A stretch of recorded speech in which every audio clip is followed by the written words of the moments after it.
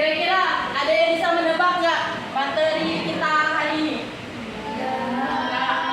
Kita masuk ke materi awal tentang berpikir komputasional. Ada yang pernah dengar berpikir komputasional itu apa? Ada. Coba angkat tangan yang sudah pernah mendengar tentang berpikir komputasional. Oke, rame ini.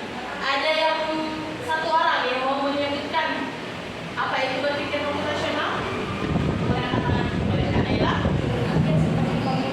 Berpikir seperti komputer. Ya, benar, boleh. Ada lagi? Siapa? Berpikir komputasional yang sudah kakak pahami itu seperti apa?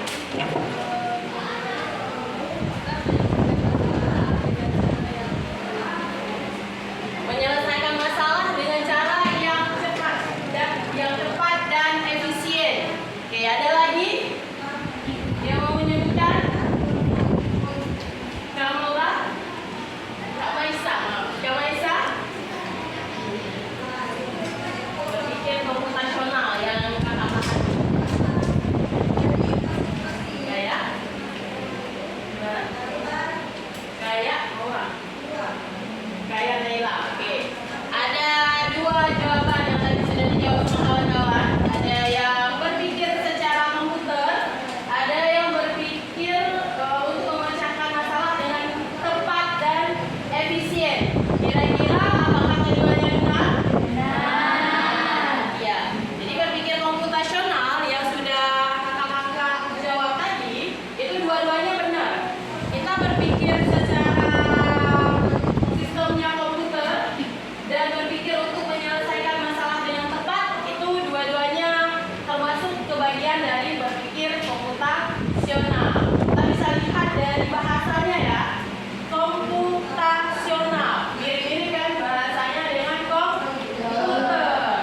Tapi karena kita berpikir secara komputer, apakah kita berubah menjadi komputer? Tapi apanya? Cara berpikirnya. Kalau komputer, kalau laptop, sistemnya dia itu seperti apa? Kalau kita mau melakukan sesuatu, bolehkah dari laptop yang mati itu kita langsung nge-search di mesin pencari? Bisa nggak? Enggak. Apa yang harus kita lakukan dulu? Kita butuh menghidupkan dulu laptop atau komputernya. Baru kita bisa membuka Google atau mesin pencari yang lainnya untuk mencari sesuatu yang ingin kita dapatkan informasi. Jadi tadi memecahkan masalah dengan tepat dan runtut ya. Jadi tidak boleh abstrak atau random, tapi ada urutan-urutannya tersendiri. Makanya disebut berpikir secara komputer. Nah, kan tadi kita sudah bilang tuh boleh berpikir komputasi itu secara tepat dan seperti komputer. Kira-kira kenapa kita harus mengasah kemampuan berpikir komputasi kita? Kenapa kita harus mengasah kemampuan berpikir komputasi kita? Ada yang tahu?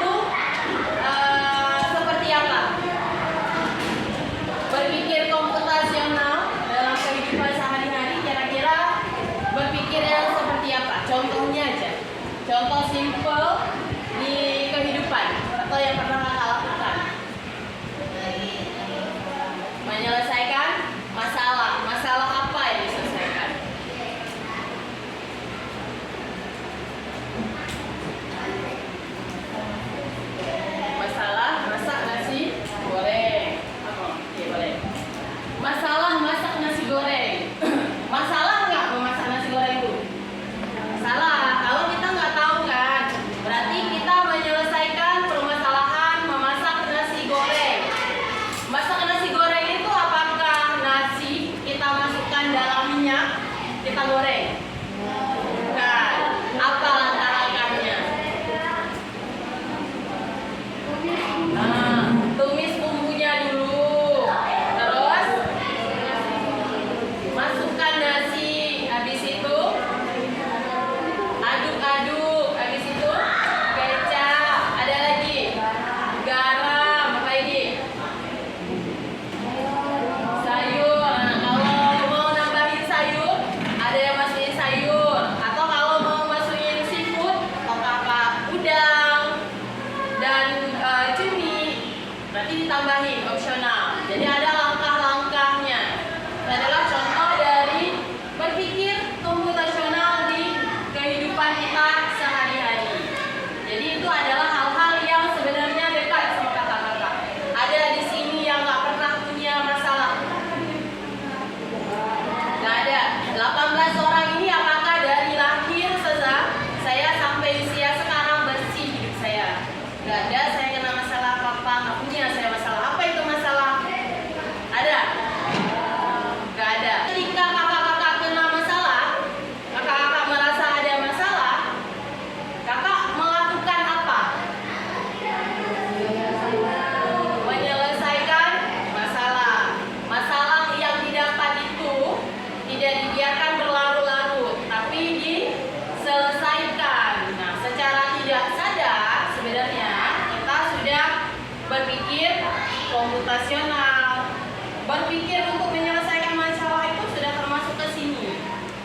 Jadi bukan ketika ada masalah galau aja, sedih aja, update status aja, tapi memikirkan juga penyelesaiannya harus seperti apa.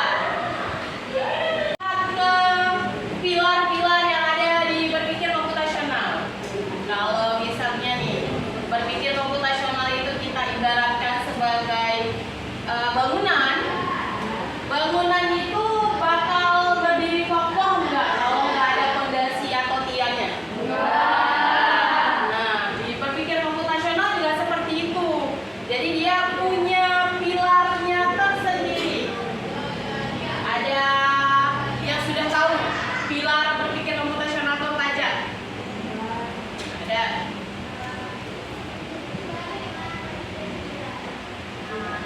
Yang pertama ada dekomposisi. Pernah dengar dekomposisi? Nah, apa itu dekomposisi?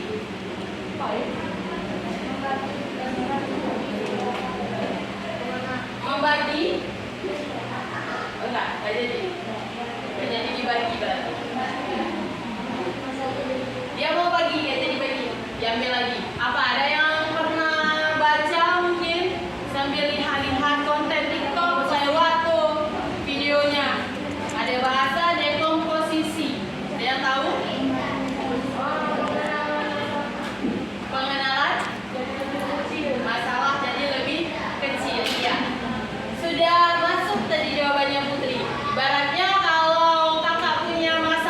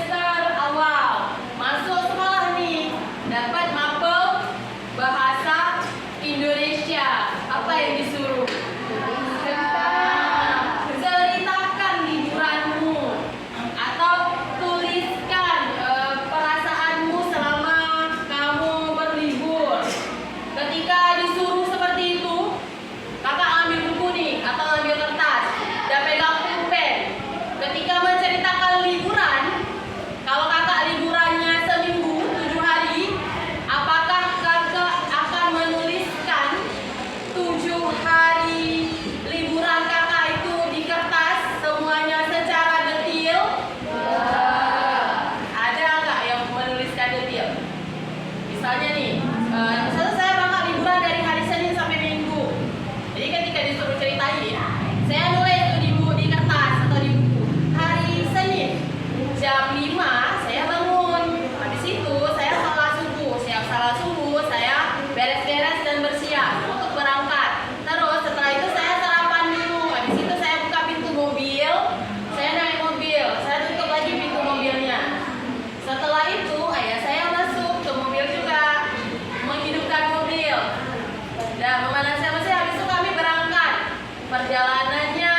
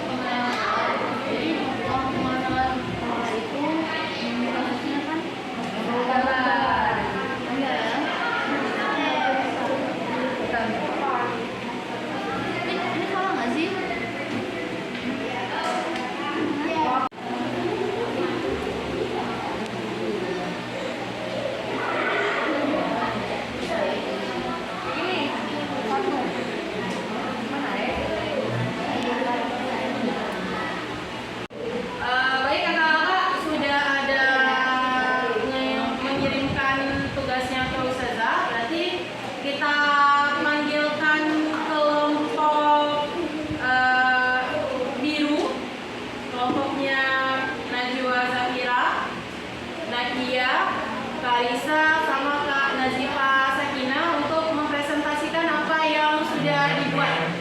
Silakan kelompok biru barusan.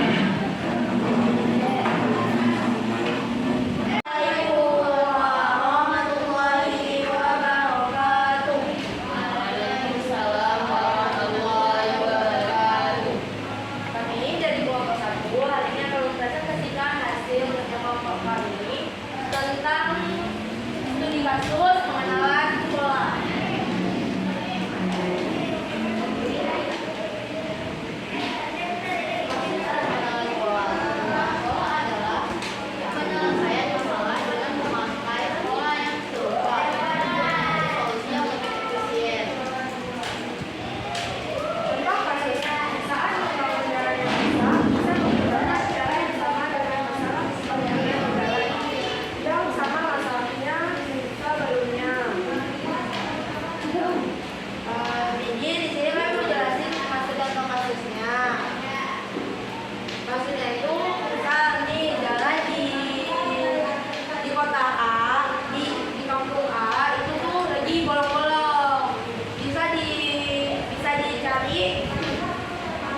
Diselesaikan dengan cari tahu di kampung mana yang sempat masalahnya sama. Besok nanti dicari tahu juga gimana dulu penyelesaiannya.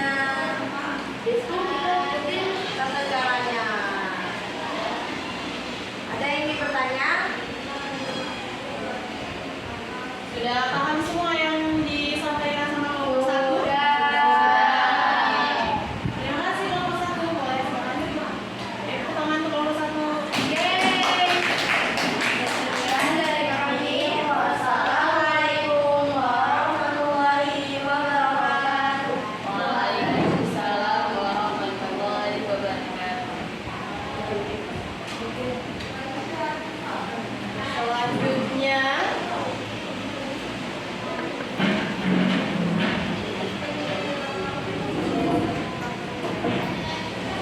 kelompok 2, silakan maju.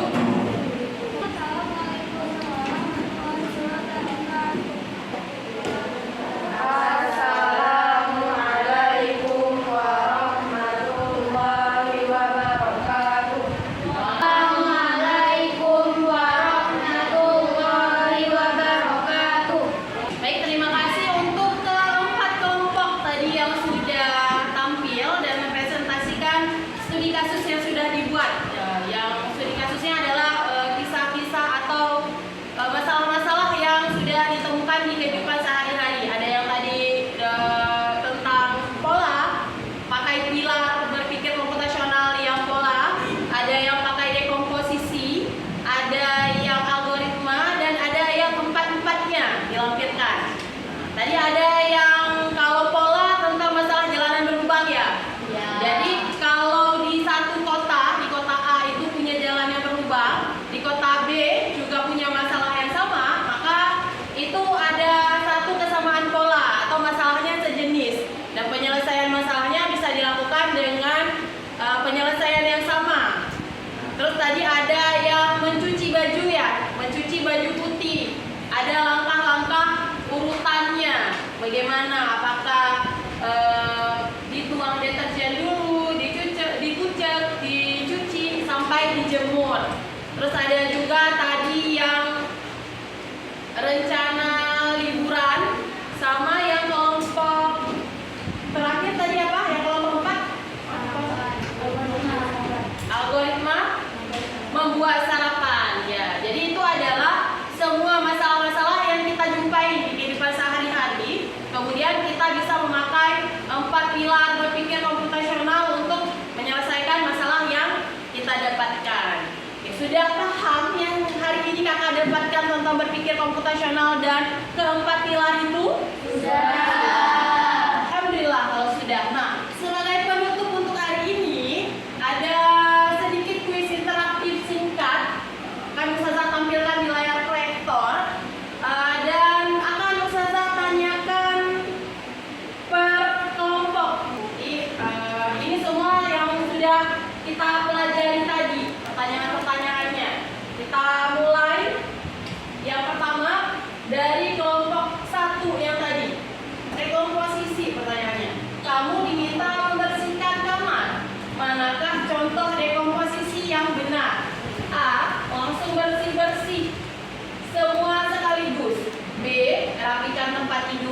sapu lantai, buang sampah, lap meja. C. Tunggu sampai kamar benar-benar kotor baru dibersihkan. D. Minta bantuan orang lain untuk membersihkan. Yuk kita lihat apakah. Oke, benar jawabannya adalah yang B. Yuk, kemudian kelompok 2. Kelompoknya Fatin, Farzana, Hansa, sama Maisa. Pengenalan pola. Perhatikan urutan. Nah, ini bilangan. 2, 4, 6, 8, titik, titik, titik, 12. Angka yang hilang adalah 9, B 10, C 11, D 7. Yakin? Kita lihat. Oke, benar jawabannya adalah 10. Ini pengulangan pola. Pola apa? Bilangan apa? Bilangan 6. Kelompok 3. Abstraksi. Kamu membuat petunjuk arah ke rumahmu. Informasi mana yang tidak perlu? A. Belok kanan di perempatan. B. Rumah cat hijau nomor 15. C. Ada kucing lucu di depan warung. D. Jalan lurus 200 meter. C. Ada kucing lucu. Nggak perlu si kucing lucu itu? Nggak. Oke, coba kita lihat. Ya, benar. Kucing. Jadi kalau ada kawannya datang ke rumah, nggak perlu dia di depan lorong nanti tuh ada kucing gemoy yang akan menanti. Nggak perlu disampaikan ya.